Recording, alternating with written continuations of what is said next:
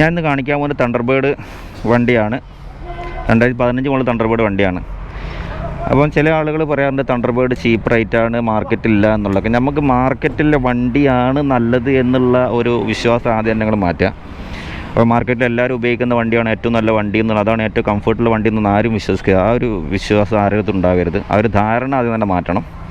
കാരണം തണ്ടർബേർഡ് എന്തുകൊണ്ട് സക്സസ് ആയി എന്നുള്ളത് റോയൽ എൻഫീൽഡിനെ സക്സസ് ആക്കിയ വണ്ടി തണ്ടർബേർഡാണ്. ആദ്യമായിട്ട് ക്രൂസർ വണ്ടി ഇറക്കിയിട്ട് സെഗ്മെൻറ്റിൽ ഇറക്കിയിട്ട് 2002 വന്നു, 2007 തണ്ടർബേർഡ് കൊണ്ടുവന്നു. എല്ലാവരും ഏതൊരു അപ്ഗ്രേഡ് റോയൽ എൻഫീൽഡ് കൊണ്ടുവരികയാണെങ്കിൽ, പുതിയൊരു അപ്ഡേറ്റ് കൊണ്ടുവരികയാണെങ്കിൽ തണ്ടർബേർഡാണ് റോയൽ എൻഫീൽഡ് കൊണ്ടുവരുന്നത്. അത് അവരുടെ റോയൽ എൻഫീൽഡിൻ്റെ, എനിക്ക് തോന്നുന്നു എൻ്റെ ഒരു അറിവ് ശരിയാണെങ്കിൽ റോയൽ എൻഫീൽഡ് എന്ന ബ്രാൻഡാക്കി മാറ്റി തണ്ടർബേർഡ് എന്ന വാഹനമാണ് ശ്രദ്ധിക്കപ്പെട്ടുള്ളത്. പഴയ സ്റ്റാൻഡേർഡ് CI എഞ്ചിൻ മാത്രം ഇറക്കിയിട്ട് ഒരു ലിമിറ്റഡ് കസ്റ്റമേഴ്സ് മാത്രമേ അവർക്ക് ഉണ്ടായിരുന്നുള്ളൂ ആ ഒരു സമയത്ത്.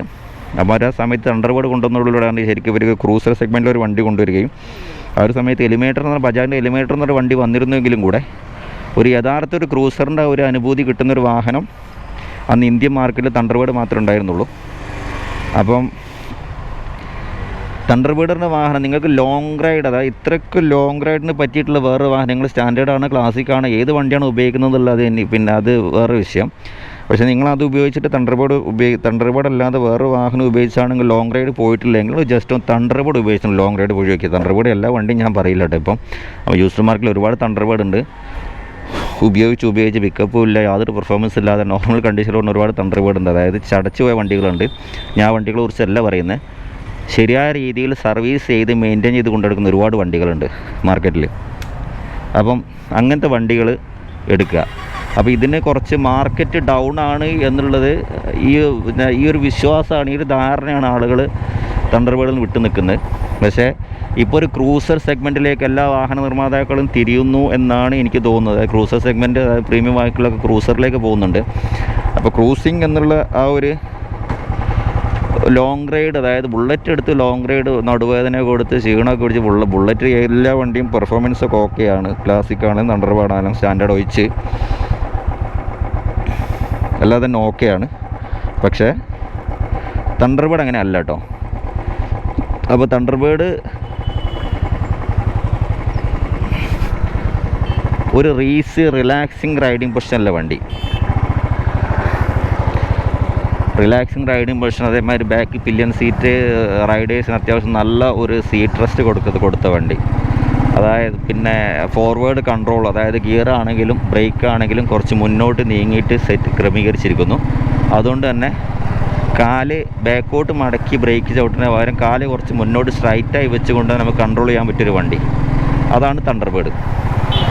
അപ്പോൾ നിങ്ങൾ ഒരു വാഹനം തിരഞ്ഞെടുക്കുക, ഒരു ബുള്ളറ്റ് തിരഞ്ഞെടുക്കുകയാണെങ്കിൽ, ബുള്ളറ്റ് എന്ന് പറഞ്ഞാൽ ഒരു റെട്രോ സ്റ്റൈൽ ഫീൽ ചെയ്യുന്ന ആ ഒരു പഴയ സ്റ്റാൻഡേർഡ് ലുക്കിൽ തന്നെ ഓടണം എന്നുള്ള സ്റ്റാൻഡേർഡിലേക്ക് പോകാം കേട്ടോ. അത് സ്റ്റാൻഡേർഡ് തന്നെ പറ്റുള്ളൂ, വേറെ വണ്ടിയൊന്നും പറ്റില്ല. പിന്നെ ഒരു ക്ലാസിക് റെട്രോ സ്റ്റൈൽ വേണ്ടെങ്കിൽ ക്ലാസിക്കിലേക്ക് പോകാം. പക്ഷേ നിങ്ങളൊരു ക്രൂസർ വണ്ടി, റോയൽ എൻഫീൽഡിൻ്റെ ബ്രാൻഡിലൊരു ക്രൂസർ വണ്ടിക്ക് സ്ഥിരമായിട്ട് ലോങ്ങിന് പോകണമെന്നുണ്ടെങ്കിൽ യൂസ്ഡ് മാർക്കറ്റിൽ ഒരു താരതമ്യേന ചിലവ് കുറഞ്ഞ രീതിയിൽ കിട്ടുന്ന ഒരു വണ്ടി തണ്ടർബേർഡ് തന്നെ ഉള്ളൂ. മാത്രമല്ല വാല്യൂ ഫോർ മണിയാണ്. നിങ്ങൾ ഈ ഒരു നല്ല ഒരു വണ്ടി എടുത്തിട്ട് ജസ്റ്റ് ഒരു 50 കിലോമീറ്റർ 100 കിലോമീറ്ററൊക്കെ ഒന്ന് ഓടിച്ചു നോക്കുക. ജസ്റ്റ് ഒരു വണ്ടി ആരോടോ ഒന്ന് വാങ്ങിക്കുക, എന്നിട്ട് ഒരു സ്റ്റാൻഡേർഡോ അല്ല സ്റ്റാൻഡേർഡിൻ്റെ കൂടെ തന്നെ പോവുക. നിങ്ങൾ ട്രിപ്പ് വേണമെങ്കിൽ സ്റ്റാൻഡേർഡുള്ള കമ്പനിക്കാരനെ കൂട്ടുക, അതേമാതിരി ക്ലാസിക്കൽ കമ്പനിക്കാരൻ, തണ്ടർബേർഡുള്ള കമ്പനിക്കാരൻ, മൂന്നും കൂടെ കൂട്ടിയിട്ട് ഒന്ന് പോയി ട്രിപ്പ് അടിച്ചു മാറി ഒന്ന് ഉപയോഗിച്ച് നോക്കി എന്താണ് കംഫർട്ട്. അപ്പോൾ ഞാനിത് എടുക്കാനുള്ള കാരണം, ഞാൻ ഉപയോഗിക്കാനുള്ള കാരണം, ഞാനിപ്പോൾ പിന്നെ കംഫർട്ടിന് പ്രാധാന്യം കൊടുക്കലാണ് ഞാൻ ആദ്യം ചെയ്യുന്നത്. അത് മാർക്കറ്റില്ല ഞാൻ നോക്കാറില്ല. കംഫർട്ട് പ്രാധാന്യം കൊടുത്ത് വണ്ടി ഉപയോഗിക്കുന്ന ഒരാളാണ്. നമുക്ക് വണ്ടി ഉപയോഗിക്കുമ്പോൾ വേറൊരു ബുദ്ധിമുട്ടും പിന്നെ ക്ഷീണമോ കാര്യങ്ങളൊന്നും തുടരുന്നത്. 10-100 കിലോമീറ്റർ ഓടി വന്നു കഴിഞ്ഞാലും കൈയിൻ്റെ പുറം വേദന, കൈയിൻ്റെ മുട്ട് വേദന, കൈ കടച്ചിൽ, കാല് കടച്ചിൽ ഒന്നും ഉണ്ടാവരുത്. ആ രീതിയിൽ ആയിരിക്കണം നമ്മുടെ വണ്ടീൻ്റെ റൈഡിങ് പൊസിഷൻ. അപ്പോൾ ബുള്ളറ്റ് എടുക്കുന്ന കൂടുതൽ ആളുകൾ ട്രിപ്പ് പോകാമെന്നുള്ളൊരു സ്വഭാവം കൂടുതലായിട്ടുണ്ട്. അപ്പോൾ അതിന് പറ്റിയിട്ടുള്ളൊരു വണ്ടി തണ്ടർബേർഡ് കഴിച്ചിട്ട് തന്നെ മാർക്കറ്റിൽ വേറെ വണ്ടിയുള്ളൂ. അത് ഞാനിത് വെറുതെ പറയുന്നതല്ല. ഞാനിപ്പോൾ തണ്ടർബേർഡ് ഇറങ്ങിയ കാലം മുതൽ എൻ്റെ അടുത്ത് തണ്ടർബേർഡ് ഉണ്ട്, മാറി തണ്ടർബേർഡ് ഉണ്ട്. ഇപ്പോൾ ലാസ്റ്റിൽ 2013 തണ്ടർബേർഡാണ് ഇതുവരെ ഒഴിവാക്കിയിട്ടില്ല ഞാൻ. ഇപ്പോൾ അതന്നെ ഉപയോഗിക്കുന്നത്. പിന്നെ അതിന് കടപിടിക്കാൻ പറ്റിയ വേറെ വണ്ടി കടപിടിക്കാനെന്നുള്ളതല്ല, അതിൻ്റെ പുതിയ മോഡൽ മെറ്റിയോറാണ്. അപ്പോൾ മെറ്റിയോർ എന്ന് പറഞ്ഞ വാഹനം ഒരു റോയൽ എൻഫീൽഡിൻ്റെ പഞ്ച് എന്ന സംഗതി ഇല്ലയെന്ന് എനിക്ക് തോന്നിയത് കൊണ്ട് ഞാൻ മെറ്റിയോറിലേക്ക് പോയിട്ടില്ല. പിന്നെ വേറെ പ്രീമിയം വണ്ടിയുണ്ട്. അപ്പം റോയൽ എൻഫീൽഡിൻ്റെ കാര്യമാണ് ഇപ്പോൾ പറയുന്നത്. അപ്പോൾ നിങ്ങൾക്ക് ഈ ഒരു കാര്യം, ഇതിന് ടാക്കോമീറ്റർ കൊടുക്കുന്നുണ്ട്, അതേമാതിരി 4 ഇൻഡിക്കേറ്റർ ഞാൻ പറഞ്ഞുതരാം. ഇതിൻ്റെ മുകളിൽ തന്നെ ഒരു 4 ഇൻഡിക്കേറ്ററിൻ്റെ സ്വിച്ച് കൊടുത്തിട്ടുണ്ട്. ഇപ്പോൾ 4 ഇൻഡിക്കേറ്റർ വർക്ക് ചെയ്യുന്നുണ്ട്. അപ്പോൾ അത്യാവശ്യം വേണ്ട എല്ലാ കാര്യങ്ങളും പ്രൊജക്ടർ ഹെഡ്ലൈറ്റാണ് കൊടുക്കുന്നത്. അപ്പം നല്ല ഒരു ലൈറ്റിങ്, അതായത് ഹെഡ്ലൈറ്റിങ് കറക്റ്റ് ഡിമ്മ് ബ്രേക്ക് നല്ല കട്ടായിട്ട് പോകുന്ന ഒരു ലൈറ്റാണ് ഇതിന് ഉള്ളത്. പിന്നെ ഒരു ഫാമിലി ആയിട്ട് ഭാര്യ ഭർത്താവായിട്ട് ബാക്കിൽ റൈഡ് ചെയ്ത് നല്ല സേഫായിട്ട് നമുക്ക് അതായത് നമുക്കൊരു കോൺഫിഡൻസോട് കൂടി കൊണ്ടുനടക്കാൻ പറ്റിയൊരു വണ്ടിയാണ് തണ്ടർബേർഡ്.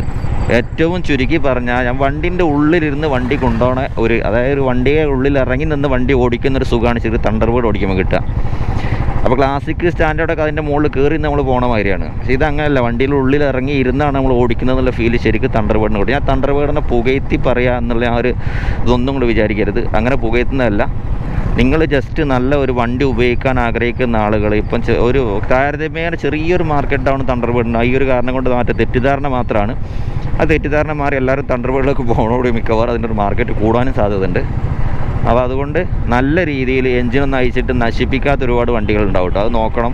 അതിൻ്റെ പെർഫോമൻസും ലോ ആൻഡ് ടോർക്കും, അതായത് അതിൻ്റെ ചെയിൻ നോയ്സ് തണ്ടർബേർഡിന് വലിയൊരു വിഷയമാണ്. മഴ കൊണ്ട് കഴിഞ്ഞാൽ വെള്ളം പിന്നെ ചളിയിലൂടെ കൂടി കഴിഞ്ഞാൽ തണ്ടർബേർഡ് നോയ്സ് വരും. അതുകൊണ്ട് ആഴ്ചയിലൊരിക്കൽ ശരിക്ക് ചെയിനൊക്കെ ക്ലീൻ ചെയ്തിട്ട് മഴക്കാലത്തൊക്കെ ശരിക്കും ക്ലീൻ ചെയ്തിട്ട് ഒന്ന് ലൂബ് ചെയ്ത് കൊണ്ടെടുക്കുക. ചെയിൻ സ്പോക്കറ്റ് നല്ല ലൈഫാണ് തണ്ടർബേർഡിന് കേട്ടോ. പഴയ മാതിരി മറ്റേ വണ്ടികളെ മാതിരി ഒന്നുമല്ല, സാധാ യൂസ് ഈ സ്റ്റാൻഡേർഡ് ക്ലാസിക്കിൻ്റെ മാതിരി ഒന്നുമല്ല. ഡ്രം ബ്രേക്ക് വരുന്ന ആ ഒരു മാതിരി ആ ഒരു ചെയിൻ സ്പോക്കറ്റിൻ്റെ മാതിരിയല്ല. ഇതിന് ചെയിൻ സ്പോക്കറ്റിന് നല്ല ലൈഫ് കിട്ടുന്നുണ്ട് താരതമ്യേന. എൻ്റെ ഒരു എക്സ്പീരിയൻസ് ആണ്. ഞാൻ എൻ്റെ ചെയിൻ സ്പോക്കറ്റ് മാറ്റിയിട്ട് 50,000 കിലോമീറ്റർ ആയിട്ടുണ്ടാവും.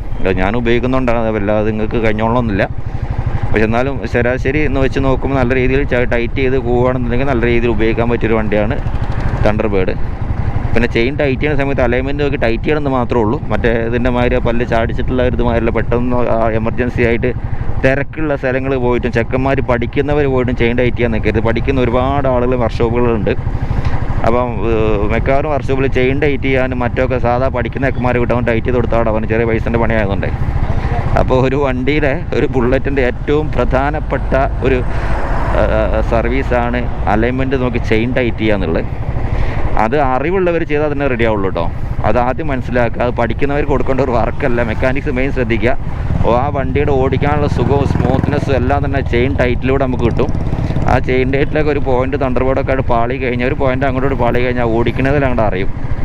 എൻജിൻ്റെ ഒരു ചെയിൻ ഗ്രൈൻഡിങ് നോയ്സും ക്വാളിറ്റി വലിയൊക്കെ തുടങ്ങും. പിന്നെ ചെയിൻ അലൈൻമെൻറ്റ് കൂടിക്കഴിഞ്ഞാൽ പിന്നെ വണ്ടിയുടെ പിക്കപ്പ് കുറയുക, വണ്ടി പിടിച്ച് വലിച്ച് നടക്കുക, ആ ഒരു കളിയാണ് ഉണ്ടാവും. അതുകൊണ്ട് മെക്കാനിക്സിനോട് എനിക്ക് മെയിൻ പറയാനുള്ളത്, തണ്ടർബേർഡൊക്കെ ഡിസ്ക് ബ്രേക്കുള്ള വണ്ടികളൊക്കെ ശരിക്കും മാർക്കിങ് നോക്കി ടൈറ്റ് ചെയ്യാൻ അറിയാത്തവർ, അലൈൻമെൻറ്റൊക്കെ ടൈറ്റ് ചെയ്യാൻ അറിയാത്തിരുന്ന ചെയിൻ ടൈറ്റ് ചെയ്യാൻ കൊടുക്കരുത്. അപ്പോൾ ചെയിൻ ടൈറ്റ് ചെയ്യാനുള്ള നിസ്സാര ഒരു പണിയല്ല. ഒരു സർവീസിൽ ഏറ്റവും കൂടുതൽ വണ്ടി നമ്മളെ വലിച്ചു കൊണ്ടുപോകുന്ന സാധനം ചെയിനാണ്. ആ ചെയിൻ്റെ അലൈൻമെൻറ്റ് എത്രത്തോളം ഓക്കെ ആവും അതിനനുസരിച്ച് വണ്ടിൻ്റെ ഓടിക്കാനുള്ള സ്മൂത്ത്നെസ് അത് ആദ്യം മനസ്സിലാക്കുക. അപ്പോൾ എല്ലായിടത്തും കൊണ്ടുപോയി ചെറിയ പൈസക്ക് ആവുന്ന ചെയിൻ ടൈറ്റ് ചെയ്യാൻ പിടിച്ച് വലിച്ചായിട്ട് നിങ്ങളെ വണ്ടിനെ നശിപ്പിക്കാൻ നിൽക്കണ്ട. അപ്പോൾ അങ്ങനെ ഒരുപാട് കാര്യങ്ങൾ ശ്രദ്ധിക്കാനുണ്ട്. അപ്പം നോർമലായിട്ട് നല്ല രീതിയിൽ മെയിൻറ്റെയിൻ ചെയ്ത് പോയ വണ്ടിയാണ് എന്നുണ്ടെങ്കിൽ തണ്ടർബേർഡ് 350 മൈലേജും ഉണ്ട്, പെർഫോമൻസും ഉണ്ട്, ആ ഒരു ക്രൂസിങ് സുഖമായി വണ്ടിക്കുണ്ട് എന്നുള്ളതാണ് ഇതിൻ്റെ ഒരു വാസ്തവം. ഇതിന് അലവിലും കൂടെ ഫിറ്റ് ചെയ്യാൻ പറ്റുന്ന അടിപൊളിയായിട്ട് സ്റ്റഡിയായിട്ട് വണ്ടി ഓടിക്കാനും പറ്റും. തണ്ടർബേർഡ് എക്സിന് അലവിൽ വരുന്നുണ്ട്. പക്ഷേ തണ്ടർബേർഡ് എക്സിന് ഒരു ക്രൂസിങ് മികവ് കുറവാണ്. കാരണം ഹാൻഡിൽ ബാർ ആണെന്നിട്ട് പ്രശ്നം. ഹാൻഡിൽ ബാർ മാറ്റിയാൽ തീരാവുന്നതേ ഉള്ളൂ. അപ്പോൾ ഇതാണ് തണ്ടർബേർഡിനെ കുറിച്ച് പറയാനുള്ളത്. ധൈര്യമായിട്ട് നല്ല വണ്ടിയാണെങ്കിൽ ഒരു ബുള്ളറ്റാണ് എടുക്കാൻ ആഗ്രഹിക്കുന്നത്, അതല്ല റെട്രോ സ്റ്റൈലിൽ ബുള്ളറ്റ്, അത് സ്റ്റാൻഡേർഡേ വേണമെന്നുള്ള ധാരണ ഇല്ലാത്ത ഒരു ബുള്ളറ്റ് എന്ന വാഹനം, ക്രൂസർ വണ്ടി, ഒരു ലോങ് റൈഡിന് ഒരു ബുള്ളറ്റ് വേണം എന്നുണ്ടെങ്കിൽ, റോയൽ എൻഫീൽഡ് പറഞ്ഞ വാഹനം ഒരു ലോങ് റൈഡ് വേണമെന്നുണ്ടെങ്കിൽ യൂസ്ഡ് മാർക്കറ്റിൽ അത്യാവശ്യം താരതമ്യേന വില കുറഞ്ഞ് കിട്ടുന്ന ഒരു വണ്ടിയാണ് തണ്ടർബേർഡ്. ധൈര്യമായിട്ട് പോയി എടുത്തോളിട്ടോ, നല്ല വണ്ടിയാണെന്നുണ്ടെങ്കിൽ. എന്നിട്ട് നിങ്ങൾ കമൻറ്റ് ചെയ്തോളൂ ആ വണ്ടി ഓടിച്ചിട്ട് എങ്ങനെയുണ്ടെന്നുള്ളത്. ഇതിലൊന്ന് കമൻറ്റ് ചെയ്യുക, തണ്ടർബേർഡുള്ളവർ കമൻറ്റ് ചെയ്യുക. അതിൻ്റെ ഞാൻ പറയുന്ന കാര്യങ്ങൾ എന്തെങ്കിലും പിന്നെ തെറ്റായിട്ടോ അല്ലെങ്കിൽ അധിക പ്രസംഗമായിട്ട് നിങ്ങൾക്ക് തോന്നുകയാണെങ്കിൽ കമൻറ്റ് ചെയ്യുക കേട്ടോ. ഞാനത് എൻ്റെ ഒരു എക്സ്പീരിയൻസ് വെച്ച് എത്രയും കാലം ലോങ് വെച്ച് ഓടിച്ചതിൻ്റെ എക്സ്പീരിയൻസാണ് പറയുന്നത്, ജസ്റ്റ് ഓടിച്ചിട്ടുള്ള എക്സ്പീരിയൻസ് അല്ല. അപ്പോൾ അടുത്തൊരു വീഡിയോ കാണാം. Thanks for watching.